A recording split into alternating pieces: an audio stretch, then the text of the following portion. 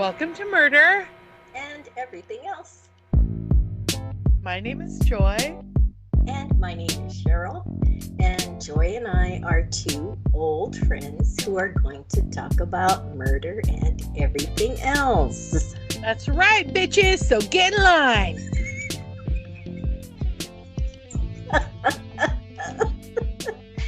Okay, she strayed everyone from her usual yay. You usually say yay and then I say yay, but I guess she decided to spice it up a little. Feeling punchy on Sunday. Happy Mother's Day to all those bitches out there that I'm talking to right now. Woo. Yes, happy Mother's Day, everyone. Woo. Girl, it has been a week. Oh my gosh, yes. Right? Mm-hmm. I gotta tell you, before we go into highs and lows, let's hit up our disclaimers. Not for kids. Shut the kids out of the room, lock the door. I don't care if it's Mother's Day. Don't let them listen to this because today we are going to talk about murder. And everybody's like, Mom, I made you breakfast. Get out. I made you a macaroni picture. Get out. Macaroni picture. You know, remember when you used to glue the macaroni and then you paint it with like some spray paint? I was like, who wants that? Yeah. I mean, literally, we have like 4 of them on the Christmas tree every year, and then the macaronis dry up and fall off. And pretty soon, all you're left is with like a picture that's all like gross with like glue crusted around it. Oh, so anyway. God. Did you have all your kids' stuff when they were young? When they were little? You know, I do have it. I have some in the Christmas box. I have a shelf in the kitchen on the very top where I can't see it. Now, remember, going back to pet peeves, I don't like clutter. So I have a couple of shoe boxes that have like the clay things they make and the things that they painted. And I put them in that box, and they are displayed sometimes for short periods of time, just not all the time. Yeah. And also, if you ask them about them, they'll be the first ones to say, that looks really janky. I was 5. So it's not like I'm the only person who thinks that looks really janky. They were 5. They say it themselves and they'll go, Mom, get rid of that. It looks really stupid. It's probably hard. I don't have kids, but it'd probably be hard to throw out. Also, yeah, if you kept every little thing. So it's the little things that I love. So my mom used to buy my kids. So my mom passed away last year. I mentioned it before in a previous podcast. But she was very religious, and she used to buy my kids Bibles with their names embossed on the front in leather that were bound with beautiful like gold paint on the pages. The pages are like that stuff you buy that they wrap around the meat when you buy it. It's like very thin, parchmenty like paper. But she bought them so many that pretty soon it got to be like like a joke. Like when the present would come, it would be like the girls would look at me and be like, do you think it's going to be a Bible? And one year Fiona was in her room and she saw, look what I did. And she had ripped out like 50,000 pages from one of the Bibles and had made like origami with them. And I was like horrified. She goes, this paper is really good to make origami. And I was like, oh my God, we're burning up in hell right now. But of course, she didn't know that, like, because she said, it's okay, Mom. Grandma sent me 5 more. And I was like, that's right. She did. Well, so when my oldest daughter was leaving for college, we went through a lot of books, and several of the books were Bibles. And I picked one up that didn't have her name engraved on the front, and I flipped through it and out fluttered 2 pictures that were hand drawn of a naked man and a naked woman. And let me just tell you, they were very anatomically correct drawings. They also were the kinds of drawings that maybe a 5-year-old would do or a Yeah. 6-year-old. So they were very sweet. So I hung them up on the fridge for like 2 years until I just had one of my kids say, "Take these down, they're so embarrassing." Oh. So I put them in a little place to keep them because I love that stuff. I think it's great. I know who drew them. She hid them in the Bible because she figured no one would ever look in there. Mhm. But it kind of reminds me of like an Adam and Eve characters, like here's Adam and Eve. They were hiding in the Bible. How appropriate. They're naked. It's just really cute. Anyway, I've had to put them away because she's embarrassed by them.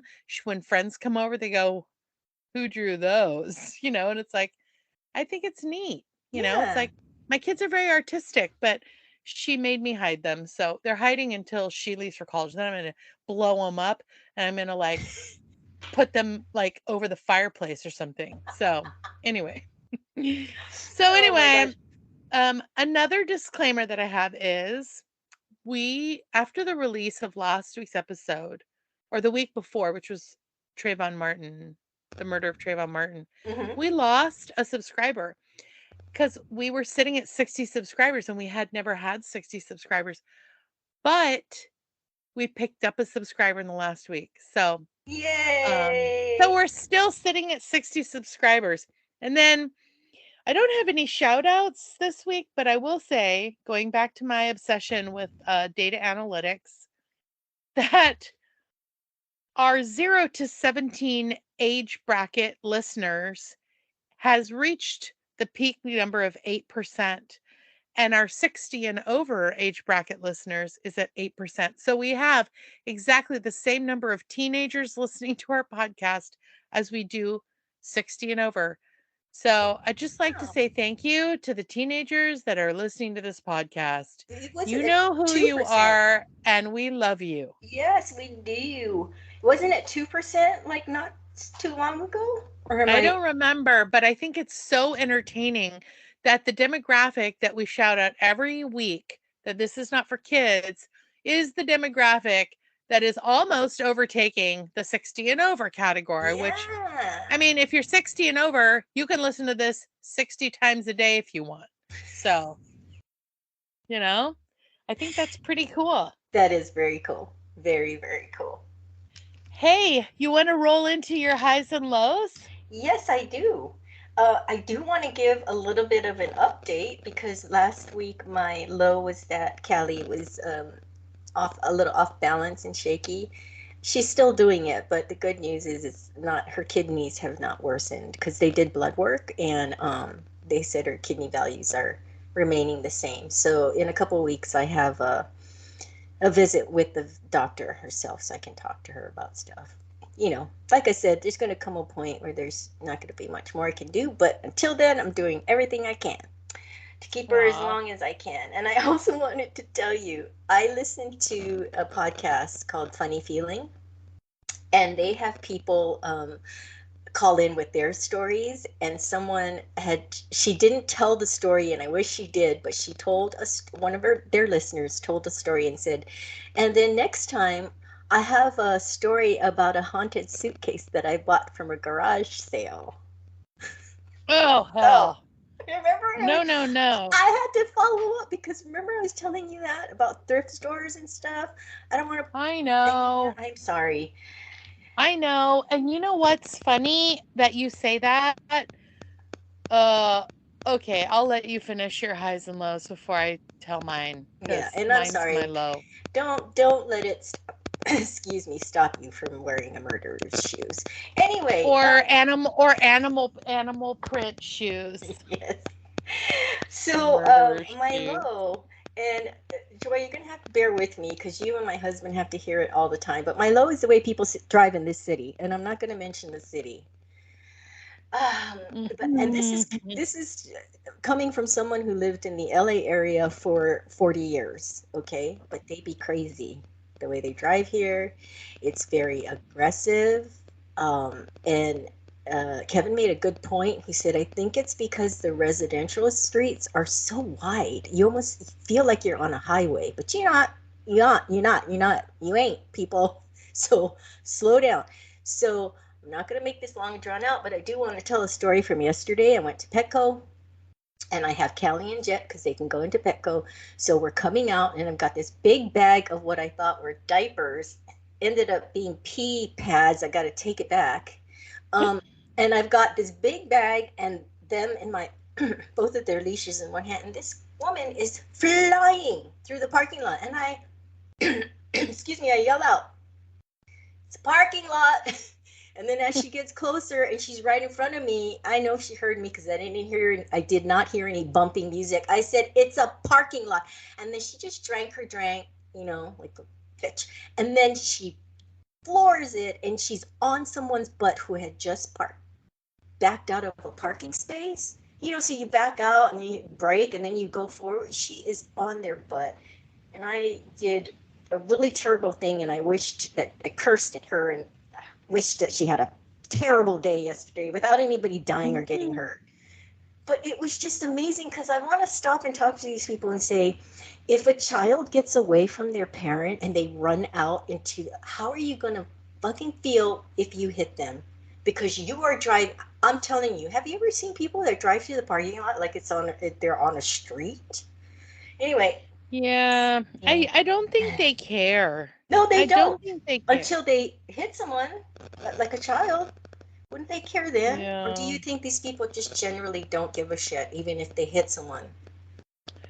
Well, I think there's several things at play. One is I think that the people who drive like this think that they're really good drivers. Really? And They could for whatever stop on a dime if a child Oh yeah. I mean, I got You to should tell seen you how fast she was going. Oh, I want it. And I'm like, don't complicate your day. Don't complicate your day. It's a yeah. parking lot. I could not. Joy, I wanted to strangle her. And then she was just, Oh god. just being such a bitch. Anyway, yeah. Yeah, I mean, I think I've mentioned in a previous podcast, I have a 16-year-old that's learning to drive, and I've had people like go around us on like windy roads and flip us off, and she doesn't look like she's 16. She's 5'10". She looks like she could be anywhere from, I don't know, 14 to 30. And I have a super mom car, but it's like, what's going on? Like, Yeah. do I have to get one of those stickers that says, my 16-year-old looks 30 and she's learning how to drive back up? I mean, people are constantly tailgating, and I've started doing this thing where I check people, like I'll hit the brake twice so they get a very clear signal of back the fuck up. And guess what? Nobody backs up. Yeah.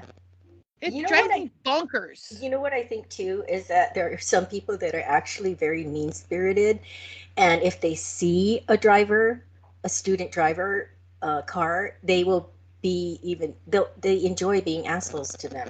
I truly believe that there are people like that. I don't know. I think that people think that wherever they're going is super important, more important for them than it Yeah, is yeah. for Oh, you. And so they're happy to run you off the road in their zealous nature to get to mm-hmm. wherever they're going. Oh my God. Um Yeah. so But I don't know. and I hope they don't have to learn the lesson the hard way by actually injuring or killing someone Yeah. with their Oh recklessness. You yeah. should have seen how fast she was driving down that. I am too afraid to go that fast. I'm like jumpy. I'm like, I don't want Oh, anybody jumping girl, out in front of my car. if I was driving that fast, I will guarantee you money that there's a cop waiting right down that driveway, and he's gonna pop out and go, wee, wee, wee. And then I'll just be like, great. Yeah. Why? Why did he not pull over when For the that other, crazy person, yeah, yeah. it never fails. No, it doesn't. So, It's just, anyway, I could do a whole episode on this, but nobody wants to listen to that. Okay, I'm gonna go into my high, and I'm actually so happy about this high because I know that you're gonna be happy. So uh-oh. I was on Amazon and I found this cute purse. That's leather and it's round and it's tooled. I love tooled leather. I love stuff that has a design, especially if it's raised like that, Oh, you when mean it's like tooled. those 1970s style ones? No, I know what you're talking about though. But it's round and it has a sunflower on each side. I have this really beautiful purse that I get compliments on all the time that has a sunflower on it. But hey, you've got thousands of shoes. I can have two I purses don't. with sunflowers on them. So anyway, it's in my cart, and I told Kevin I have my birthday gift for you to buy me. And so he's like, "Okay, are you gonna purchase it?" And then that's for me. And I said, "Well, we'll wait till it gets closer." So Hilarious. it's but yeah, it's so cute. I was looking for something else and it popped up on the side. You know how they get you like that? And I was like, oh, Yeah. yeah, I was like, oh, I gotta get that. So cute. And it has a little Cute. handle on the top so you can carry it, you know, just by the handle or a long crossbody handle strap. So you can do either one. Anyway, thought you'd be more excited for me, but it's not a That's Gucci or. exciting. But I just have to say in my defense, I only have 23 pairs of shoes. And that Oh, includes the tennis shoes and the flip-flops, well, which a that lot of people don't consider flip-flops to be shoes, but because we don't wear like closed shoes. Oh, my slippers, 24 pairs, my in-house slippers. So I don't have a lot of shoes. oh, I thought you meant you had I 24 in-house slippers. no no. And so I don't have as many, and two of those pairs of shoes I'm trying to sell. So Oh, okay. I don't have as many shoes as I used to. Um, but that doesn't mean I mean, I still dream about having lots of shoes. Doesn't stop me from dreaming. That's right. You have to Okay. send me a picture of that purse because I'm dying to see it. Okay. It's not your style. You and I don't have the same style. Yeah. So, but Yeah. Well, I am going. Oh, are you done with your highs and lows? I I don't want to am. cut you off. Let's hear yours. Okay. I'm going to start with my low. Okay. Hmm. Guys, okay. I I just want to preface this with let's keep an open mind. Okay? Like that the I know there is a gut reaction where people want to judge people who do things that they would never do, but let's keep an open mind, okay? Okay. Okay. So, I yeah, I jumped into the swimming pool of luxury items by buying myself um a vintage pre-owned and loved purse of a brand that I've always wanted. Hmm. Not always, but I've wanted for at least the last 10 years. And it's beautiful. It was a fraction of the price. It is flawless. And it normally would retail for probably $3,000 to $4,000. But when I say I got it used and vintage, I did. They no longer make this purse. It's beautiful. It's small. It's handheld. It's so, and I take it out on weekends now and then to give it a little like trip out. But the problem, the problem is it I think of your smells. your closet like a Toy Story Yeah. toy box. That's right. It smells, and this is where your haunted suitcase comes in. It smells awful. And I've done so many things to it. I put dryer sheets in all the pockets. The family I work for, Vinka took and made a little sachet to put inside the purse. Oh I gosh. went to Nordstrom and took those little cards where you spray perfume on and shoved them in every little pouch. I went to the perfume aisle, sprayed perfume all over the front of me, and I sprayed myself with the like the oh my god, like the I don't know, Jovan Coty sex appeal crap.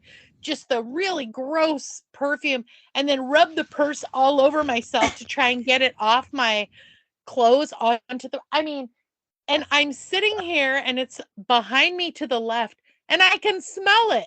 Oh no. It's like, what you know what it smells like? It smells like it was housed in a warehouse that was underwater. Oh That's God. yeah. It That smells like you smell, went through Hurricane Katrina. like when when a towel is damp and doesn't dry Yeah. well, it's got that moldy, Well, it's funky. I'll tell you that. It is funky cool. funky. Well, it sounds like my dead body with the incense story. You can't, the incense Yeah. will not take the dead body smell away. It'll just smell like dead Yeah. body with incense. Just With like some of the incense. poops, just like some of the air fresheners, when you try to like mask the poop smell, it just smells like poop laced, air freshener. Like you can't, so now you've got stinky stank with a bunch of Yeah. perfume and It's like, awful. I'm like, I'm and trying it's really hard. sticking I with your have, other clothes. You gotta yeah, get out of there. so I don't know if it's like if it was submerged in water, maybe that's why it's so Maybe. clean. But I bought another luxury item like 2 years ago or a year ago, and I'm trying to sell that one because I can only own one luxury item at a time. And that one smelled like somebody had smoked an entire truckload of cigarettes Oh, inside the purse, right. and maybe they were wearing the purse when they over their head while they were exhaling. But but that purse, I literally just hung it up and the smell dissipated.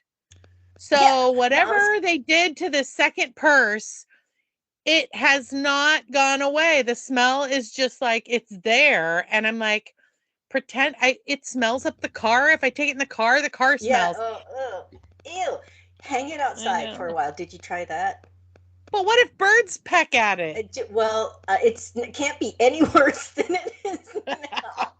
I mean, don't let, put it in a place where they can poop on it because you don't want that. But like, remember I Yeah, told you but what that about leather? like if bugs go in it, burrow into it? Well, We have again, carpenter bees here that burrow into wood and will destroy like a wooden bench or table.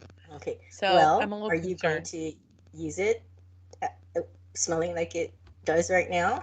Yeah. I take it out every weekend. I give it a little trip. I take it out somewhere so it gets a little fresh air and it gets to leave the closet. And And then I it bring it back and I take everything out so that none of my stuff smells gross. And but then I shove all the dryer sheets back in it and but I you put said it you can back on the smell it. shelf. You said you can smell it right there, so it's probably like permeating your other stuff and the It's entire not. closet. Okay. It's not. It's Mm. just it's next to some shoes. I mean, it has So its own shelf. so the other So, people's, so your haunted shoes, well, the toe jams are competing with the smog from the. that's But I right. did buy. I told you that leather purse that you didn't like that had all the flowers on it, and it's stunk. It was in probably what happens is it's in the warehouse for a long time, right? So anyway, I let it air outside for I don't know how many days, and it went away. Well, I was hoping that the story was like this purse was owned by a lovely lady in France who only took it out once or twice. That's why it's in pristine condition. And she loved it so much, but it just sat in her little French apartment. And then it went into storage for 50 years. And then they pulled it out and they sold it directly to me. So that's the backstory of the purse in my mind. So Oh, somehow that's really sweet. In this French storage facility, there was probably something mildewy and it just happened to rub up against the purse. And the purse was just like, whatever, Yeah. please do not make me smell too terrible. And then I'm going to go and live with Joy soon. And that's my best French accent, folks. Oh, that is a very sweet story. That's the purse backstory. Anyway, and my high is my friend Debbie came over today, who also plays in the orchestra, and I bought two new duet books, and we played duets for 2 hours, and that was my Mother's Day gift to Oh, myself. that is so cool. Yeah, it was so nice, and I haven't picked up the violin since the orchestra had its concert, so it's been 2 weeks, and it was like seeing an old friend. It hadn't gone out of tune, and it was just like probably pining for me to pick it up and play music. Right, So, right, right, right, right, right. I'll have to practice so that Debbie and I can get get together again and play in a couple more weeks. But Oh, that's that's, cool. yeah, it was That's so much very fun. cool. Awesome. Well, Awesome. Awesome. guys, we have an amazing podcast for you today that Cheryl has put together.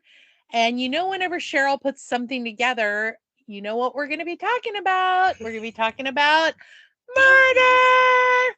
Yeah. rainbows, and unicorns. Rainbows, unicorns, and gummy bears and murder. And Yeah. that's what, so take it away, Cheryl. Yeah. Okay. So this is actually going to be a two-parter because I wanted to go in great detail about what happened to this girl or woman, I should say. She was 21, 22 when she was killed. Um, because I want to emphasize what steps she took to to protect herself.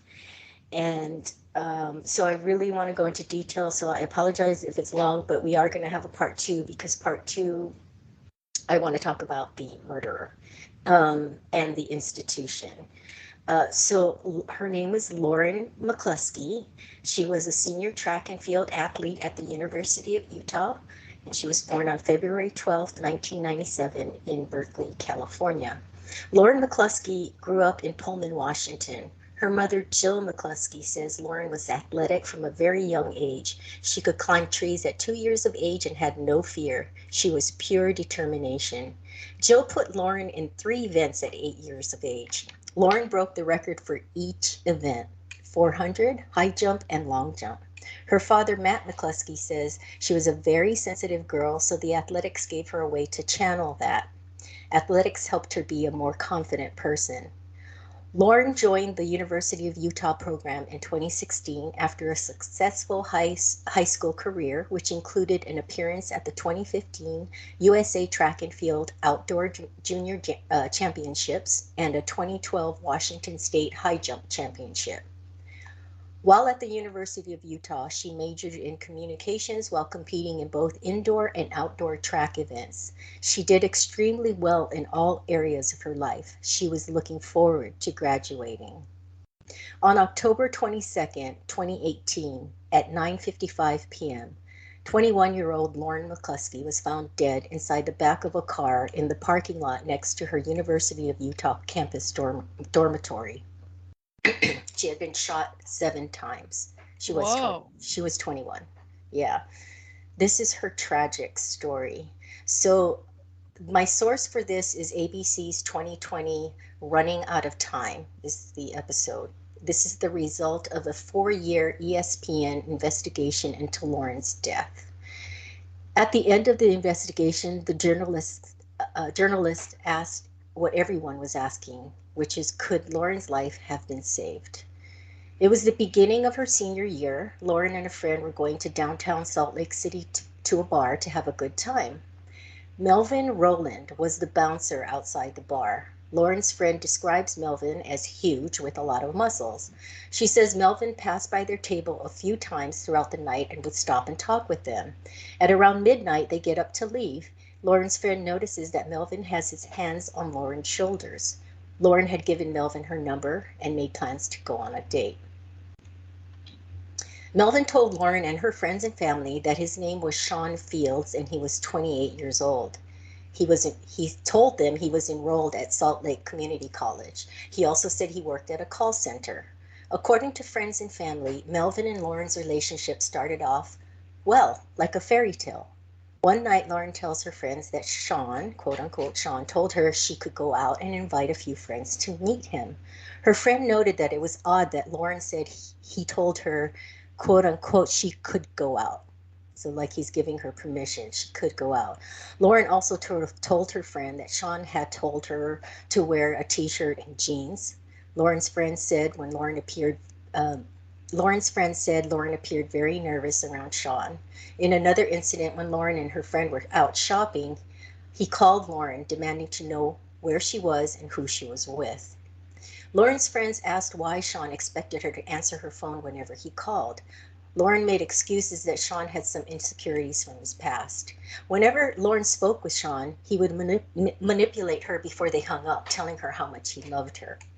So then Sean buys pepper spray for Lauren, telling her she needs protection from other men. Then he invites her to go shooting. She tells her friends that he wants her to get a gun. Lauren's circle of friends start talking with each other about Sean's manipulation and control of Lauren. They feel it has escalated to a point of concern for her academic career and her safety. It is at this point that one of her friends alerts University of Utah officials of their concerns about her month-old relationship. Lauren's housing advisor and friend first contacts her first supervisor asking for assistance with who she should talk to or what she should do next about Lauren's situation. Should she call the police? Her first supervisor was new and afraid of taking the wrong steps, tells Lauren's friend to contact the housing's direct supervisor. Lauren's friend emails the supervisor on October 2nd. The friend advises the supervisor that Lauren may be in a potentially harmful relationship. A non-resident boyfriend is staying in her room. The boyfriend may be getting a gun to keep with her, and she's concerned this boyfriend had been tracking her. Also, that Lauren had not been taking care of herself and that her friends had become worried about her. A couple of days later, Lauren makes her own alarming discovery. She and a friend find a picture online that looks like her boyfriend Sean, but this person's name is Melvin Rowland and he is a registered sex offender. Lauren then finds Sean's ID with a different name and age. Turns out Sean Fields is not his real name. He is Melvin Rowland and he is 37. He pled Whoa. guilty. Yep, 37, and get this, he pled guilty to 2 sex crimes in 2004. Lauren had gone home to Pullman, Washington to visit her parents that fall break. She shares with her mother that she found out that Melvin was a sex offender and he lied about his age. She tells her mom that she was going to break up with him. Her mother tells her that is exactly the right thing to do. When she returns to school, Lauren discusses with her friend about how she should break up with him. Adding to the difficult situation was that Lauren had loaned Melvin her car when she was home visiting her parents. She needs to get her car back, so she meets Melvin at her dorm that night. She texts a friend that she will contact her the next morning. Her friend spends a sleepless night worrying about Lauren. The next morning she gets a call from Lauren. Lauren is speaking in a hushed tone. She seems very scared. The friend asks Lauren if she is alone. Lauren says she is not and tells her friend she'll call her later. When she speaks with Lauren later in the day, Lauren tells her that Melvin had spent the night. Lauren tells her friend that Melvin made excuses about his sex crime. He tells Lauren that the girl he was involved with lied about her age, etc., basically blaming the victim. The following day, October 10th, 2018, at about 3:01 p.m., after breaking up with Melvin, Lauren's mother is concerned and calls the campus police. She tells the dispatcher she would like to get help for her daughter who is a student at University of Utah. She explains that Lauren has started dating a guy who's a bad person. She explains that Lauren broke up with Melvin, but that Melvin has Lauren's car. She tells the dispatcher that Melvin lied to Lauren and that he is actually a sex offender. She says she doesn't want Lauren to meet Melvin by herself to get her car back. And all of these 911 calls and calls to the campus police and to the Utah police are played in this episode. So Oh, it's just interesting. it's very heartbreaking to hear her parents on the phone and to hear Lauren herself trying to get help. On October 10th, 2018, at 3:04 p.m., the dispatcher then calls Lauren. They tell her of her mother's concerns and asks her if she feels comfortable with Melvin coming to drop off her car. Lauren, in a trembling voice, says she thinks it's okay. The dispatcher asks Lauren if she wants campus security to wait with her while Melvin drops off the car, and Lauren accepts the offer and says nervously, "That would be great." Lauren gets the car back, but then she starts receiving a lot of texts. October 12th, 2018, which is 2 days later, Lauren calls the campus police and tells them she has been getting texts from numbers from different people. These people are telling her that Melvin is in the hospital and then telling her he passed away. The texts ask her if she wants to go to his funeral. She feels they are trying to lure her somewhere. But then she gets a text from him and he seems to be alive. Oh. Lauren's mother says Melvin was adept at manipulating phones and social media, making spoof numbers so it looked like a bunch of different people were texting Lauren. The texts were mean-spirited in nature. They would tell her he got in an accident and that it was her fault. Campus police dispatcher asked Lauren if she has asked them to stop texting her. She says she has, but that she has blocked several. Campus police dispatcher asks Lauren if she has asked them to stop texting her. She says she has, but that she has blocked several of the numbers. The dispatcher then tells her that she is going to have an officer call her. She asks Lauren if that is okay, and Lauren replies, "Yeah, sounds good." The next day, Saturday, October 13th, 8:57 in the a.m., 6 weeks after meeting Melvin, she calls campus police again. She tells them she is dealing with a situation where she is being blackmailed for money. She's being threatened that an explicit photo of she and Melvin will be sent to everyone. Lauren suspects Melvin might be involved, but when she talks to him about it, he says he is also being blackmailed. So she sends $1,000 through Venmo. The dispatcher makes radio contact with Patrol Officer Miguel Darris at 9:12 a.m. She tells the officer that Lauren's ex-boyfriend is sending her emails and texts threatening to expose an explicit photo in exchange for money. Lauren tells her friend about the extortion. Her friend encourages her to go to campus police in person. When Lauren's practice ends on October 13, she and her friend go to the campus police. The interview is conducted in the reception area. Miguel Terrace was the police officer they spoke with. Lauren explains what has been happening and shows him and another officer that had come out of the office what they found on Google about Melvin. Lauren's friend feels the officers weren't taking it seriously. Lauren makes a report. She is given a case number and is told the detective is not in the office and that Lauren will hear an update by Tuesday. So this is Saturday when they go into the office. The case was assigned to the on-call detective Kayla Daloff, who was not in the office that Saturday, but according to official reports, she had conversations about Lauren that day with other officers. Daloff then contacted her supervisor, Sergeant Corey Newbold. Newbold told Daloff not to come in because she was working on several other cases that week. That evening at 5:45 p.m., Lauren called 911 to tell the Salt Lake City police about the blackmail and that she had reported it to campus police earlier that day. The dispatcher tells her she is going to get over the dispatcher tells her she is going to get her over to campus police for them to take the case. She again tells them she has already contacted campus police but wanted to call them as well. The dispatcher tells her they usually take it to where the person lives and that agency does the case. Lauren tells her she was concerned because she wasn't sure how long the campus police were going to take. The dispatcher then transfers her to the campus police. Lauren asks the campus police dispatcher if they know when an arrest will be made. The dispatcher says she would need to with an officer and can arrange it. And Lauren replies, "Okay, yeah, that sounds good." I mean, it's exhausting just to read this back and Yeah, forth that and she is also getting. Holy cow. I just have to like interject here. I don't know what the Salt Lake City campus police is like, but remember, Utah is predominantly a Mormon state, Mhm. and so they basically run the show in that state. Like for example, from one side of Utah to the other, there's not a Starbucks. You know why? Because Mormon people don't drink caffeine. Caffeine is considered a drug.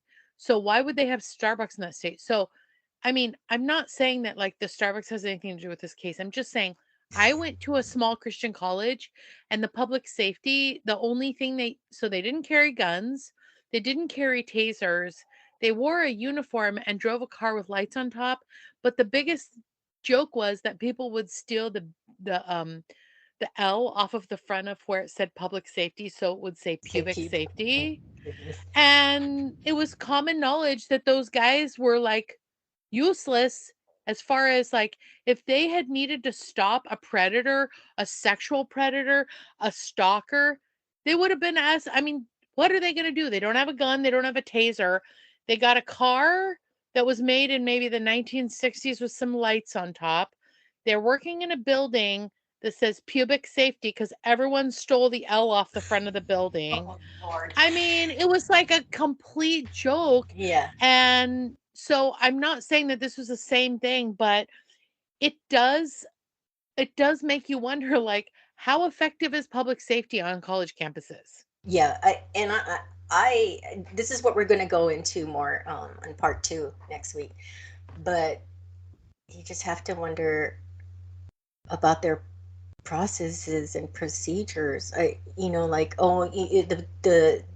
the city police telling her, well, generally we have you talk to the agency that's closest to where you live. And she's like, I did that, and no one's gotten back to me in a week. And well, I'm going to transfer you there. It's just like, really? I mean, I don't know. I'm sure hindsight is 2020, but man, oh man. Anyway. Wow. Okay, so during this time, she is still being harassed through texts. She forwards them to Miguel Darris. Lauren is nervous while waiting for the campus officer. Her friends tell her to call the cops. She tells them she already did.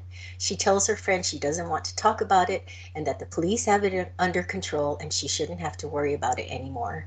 Little did Lauren know that her problems were just starting. On October 19, 2018, 10 days after Lauren broke up with Melvin, 7 weeks after they first met, video surveillance captures Melvin in the campus parking lot dressed as the comic book character Deadpool. He is walking around in front of Lauren's dorm. About 45 minutes later, Lauren is seen entering her dorm building, and then a minute later, Melvin is seen walking outside the entrance that she entered. Lauren, Creepy. yep. Lauren and her parents didn't know that Melvin was stalking her. They also didn't know that he had access to her email because she had once logged into her account on his phone. So he knew about her communication with campus police. Mhm. Lauren receives a message from Melvin telling her he knows everything and asking why she went to the police. Lauren's friend tells her to stop contacting campus police since she had not heard from them in over a week. That is when she had contacted the Salt Lake City police. Lauren calls Salt Lake City police again and tells them she is worried because she had reported this to the campus police and has not gotten an update. She goes on to tell the dispatcher that the person you've already spoken she goes on to tell the dispatcher that the person harassing her has told her they know everything about the police. The dispatcher says, so you've already spoken to the campus police? Oh my God, I just want to pull my hair out. Lauren says she has, and they haven't updated her or done anything. The dispatcher asks her what prompted her to call Salt Lake City police. Oh. Lauren says she thinks it's weird that there are people who know about the entire case and the harassers seem to know about it more than she, and that there may be an insider who is letting them know about the case. The dispatcher tells her she will want to contact the campus police back and Ah. ask to speak with her detective. So Lauren calls campus police, speaks with Miguel Darris, and says she wants to speak with the detective. He asks her why. She says because her family is concerned that nothing's being done. Hearing that the family knows about her report, she finally speaks with the detective for the first time. Lauren then has to repeat all the information she has already given to the campus police. Either the information was never given to the detective or it had, and the detective had not read it yet. Lauren and the detective are on the phone for a while, and then the detective asks her to send an email about everything, which Lauren does that night. I mean, good Lord. Lauren expresses to her mother that she thinks she is annoying them. Oh, this is so sad. She tells her mom that she thinks she's annoying the campus police, to which her mother responds, "You're not annoying them. That's their job. They're supposed to listen to you and help you." The number of times Lauren called campus police was staggering. Early morning, October 22nd, 2018, 12 days after Lauren and her mother first spoke with campus police, Melvin Rowland left his apartment headed to Lauren's campus in a silver Buick he borrowed from a neighbor. He parked in the lot outside of Lauren's building. Surveillance video shows him outside the building's door at 6:25 a.m. Lauren received a text that morning from someone claiming to be Deputy Chief Rick McClellan from the campus police department. Lauren tells her friend about the text and says there are several grammatical errors. She recognizes them as being Melvin's writing. She tells her friend she's very scared and doesn't know what to do. Oh, man. According to Lauren's phone records, she called Miguel Darris at the campus police station at 9:57 a.m. that morning. She tells him about the text message she received. He asks for the phone number that it was sent from. He tells her that it's not a campus police number. She knows, that's why she calls him. Surveillance shows Lauren leaving Heritage Hall 6 minutes later, and then a minute after that, walking across campus. 9 minutes later, Melvin is seen entering the building she just left, looks around for a minute, leaves, and goes back to her dorm. Lauren had been encouraged by her mother to see the campus counselor, so she had an 11 a.m. appointment with the counselor that morning. After seeing her counselor, she calls Miguel Darris again at 11:55 a.m. She tries again at 12:08 p.m. Miguel finally calls her back at 12:14 p.m. Miguel says he was at the Union Center on campus when he returns her call, and Lauren happens to be there seeing the counselor. So they meet up, and Lauren shows him the message. He tells her to take a screenshot of the message and send it to the detective. They then leave the Union Center. Lauren's friend texts her a little before 2 p.m. asking if Lauren had told Miguel Darris about the fake message. She says she had, and that is the last time her friend will talk to Lauren. Melvin walks in and out of campus buildings all day, Oh, my narrowly God. missing Lauren. All the security cameras capture him roaming around all day, carrying a small black bag. Then surveillance video captures Melvin inside Lauren's dorm. A student had let him in the locked door multiple times. They can be seen fist bumping each other. That student is interviewed later by campus police. He was one of Lauren's next door neighbors. He says when he let Melvin in, he asked Melvin's name, and Melvin tells him it's Apollo. A few minutes later, Melvin knocks on the student's door. The student lets him in and lets him hang out in his room with him and his other friends.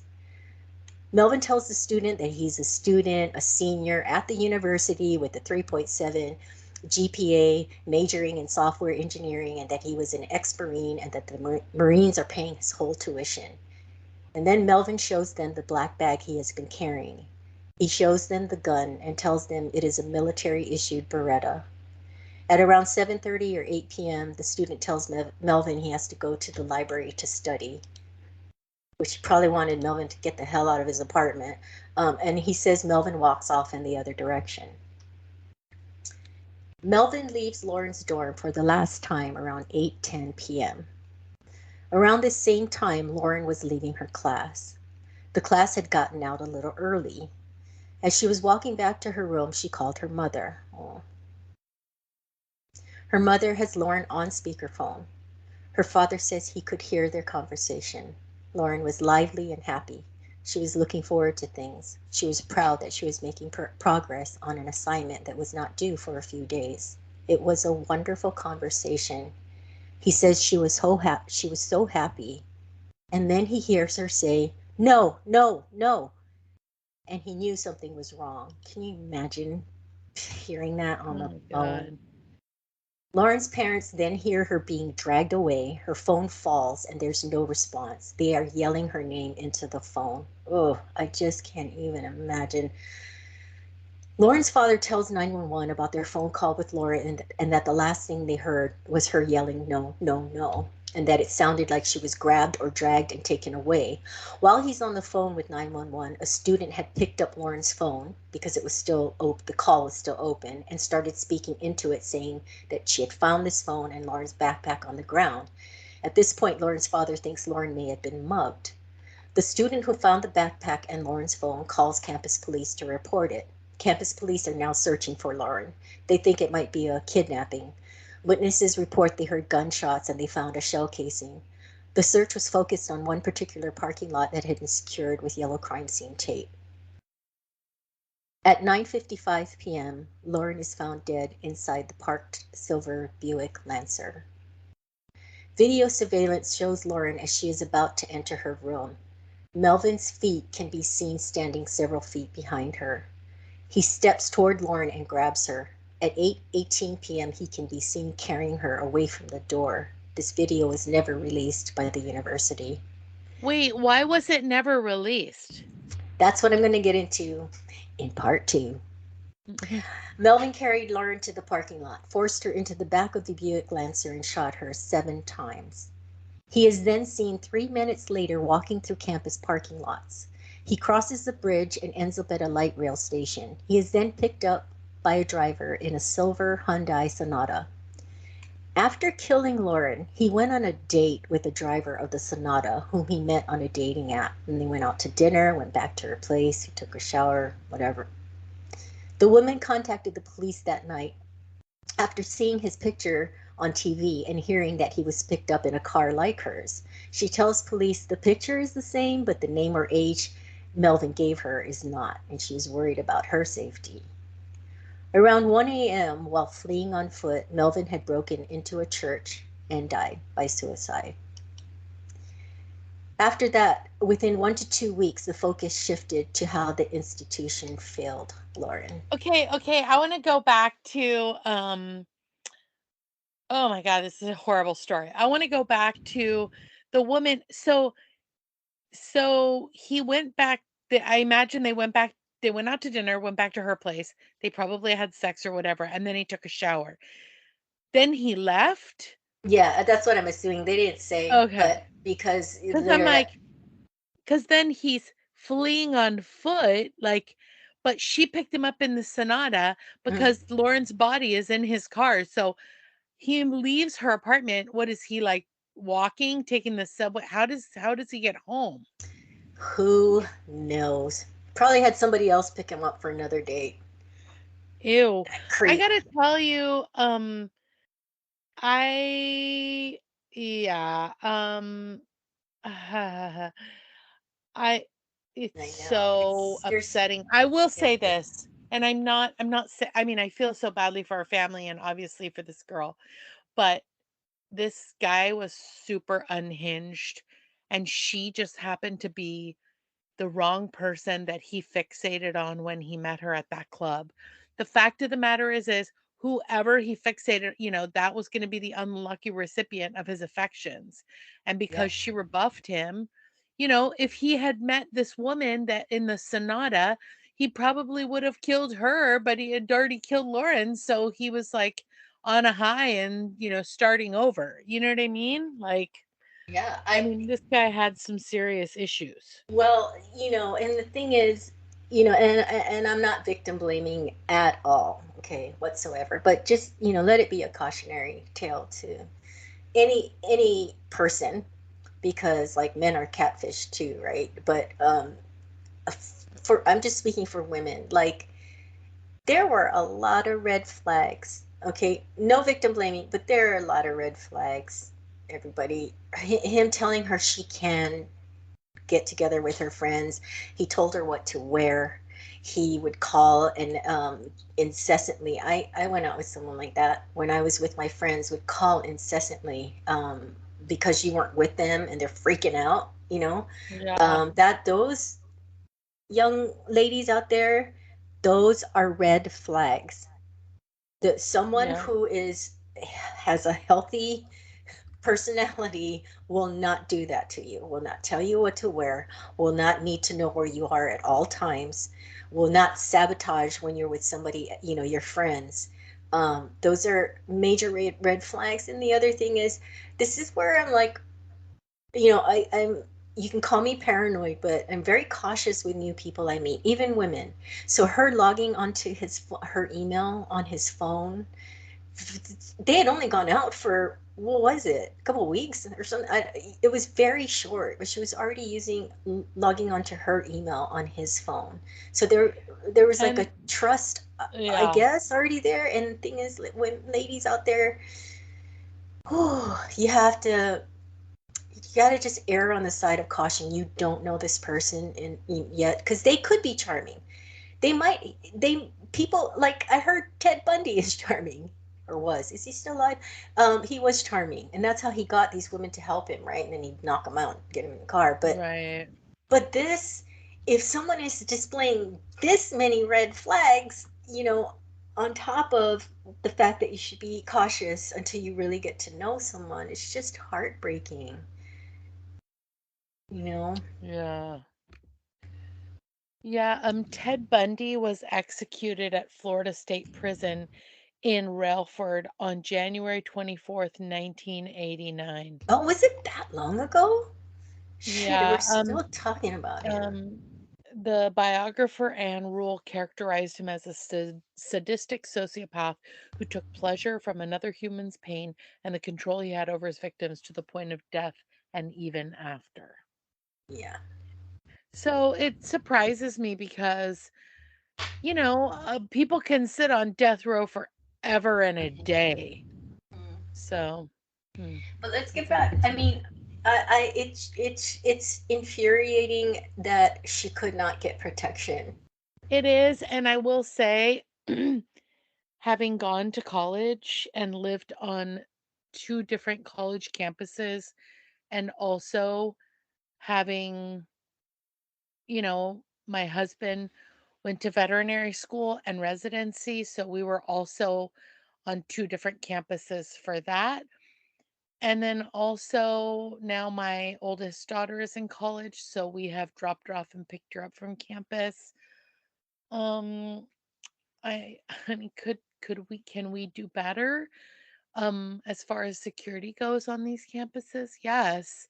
Um, I don't know how many of you have read, um, I think it's called Know My Name or something like that by Chanel Miller, but it's the girl that was being raped by the Stanford swim team guy behind the dumpster, and the two guys saw him back there and drug him off of her and held him. She was unconscious.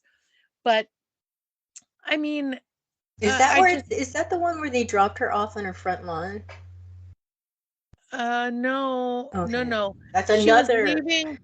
She was leaving a part. She had gone to a party with a friend. Yeah. Something had been put into her Mm, drink, and this kid was, I mean, because she was unconscious, she doesn't know what happened in her own. She has very, very clear memory of drinking at the party, but then everything, she blacked out because she was mhm, unconscious. mhm, But the thing is that, you have to have a wingman or a wing girl, and you have to not accept drinks for, there's all these things that you have to like mhm. be conscious of. And Yeah. I'm not saying you take away the spontaneity, but again, like, there has to be, I know there's cameras everywhere on campus because you just went through a litany of all of the surveillance of watching this guy, but what's he doing on the campus? Well, He shouldn't even be there. He's not a student. here's the thing with security cameras, because this comes up a lot, right? In the cases, we talk about it a lot. The thing with security cameras, I'm sure there are companies and buildings where they actually pay someone to sit there and monitor those cameras. But oftentimes, security cameras are only put in to then go back and look at something if something happened. They have the ability to go back and see, oh, who was it that stole this from 7-Eleven or whatever it may be. Right. So I don't know. I don't know. When I do further research, maybe it'll be that someone was actually sitting there and watching him walk around in the Deadpool costume, and it's not Halloween. No. No, I But don't think I don't think they are. I yeah, don't think no, I they don't have think. the manpower, and I No, don't that's think they the can other thing. afford it. That's the other thing. You have, first of all, the security system itself is expensive to put in, and then now you're going to have to pay not just one person, you're going to have several people on this shift to do it 24/7. So I think unfortunately a lot of it's just for record keeping, and then that's why they were able to go back and view it and see him the entire day walking around the campus, following her through the buildings. And then, oh my god, when they show her his feet right behind her, when he grabs her, it's, you can see it all, but it's after the fact. That's the problem, you Yeah. know Um, That's just really it's really sad, but I will say that, uh, I feel like especially with, like, the internet and texting apps and maps and the Find My Phone app and how we oh, can track you people, can track there's people. so much more of this than we even know. Yeah, for sure. I just can't imagine being on the phone with her at that very moment that she's abducted. It's I just can't even imagine that. That is so heartbreaking. Yeah, so what happened to this guy? Like, I mean, is he locked up and they No, threw away he the key? no, he ran. He fled on foot, found a church, and he killed himself. Oh, with his, marine gun? Yep, God. yep, with his I Beretta. also remember the podcast I did on the cults. What is up with grown ass people, like 30, 40, 50-year-old people randomly like hanging out on cult like remember the girl's dad moved in from prison to her dorm room? Oh God, I yeah, mean, this guy's like hanging out. I'm sorry. If yeah, I was the kids on I mean, I'd be like, "Okay, I would have called the campus security and been like, some dude just showed me his gun." yeah. That's. I mean, I don't want to, blame them. I mean, they probably feel horrible, but they blurred the guy's face out, whose apartment, it was, and he let him in the building several times, and then he let him in to just hang out with him. And I know there are people that can, just to get a little bit a side topic. Do you think he, a 37-year, would you? Did you take a look at his pictures while we were looking at this? No, I didn't. Yeah, Google. I don't. What did he tell? Let's see. He told them that That he he was was. 28? Yeah, and he's 37. Like, I don't know if I could believe that he was 28, but I guess you can take that back. You can go to college at any age. Yeah, this is not high school. I'm thinking these are high school. Yeah, I got off track because I'm like, these kids, like, he doesn't look like a college student, but you can, like I said, you can go to college at any age. But like if it was high school, it'd be like you are not, 18. But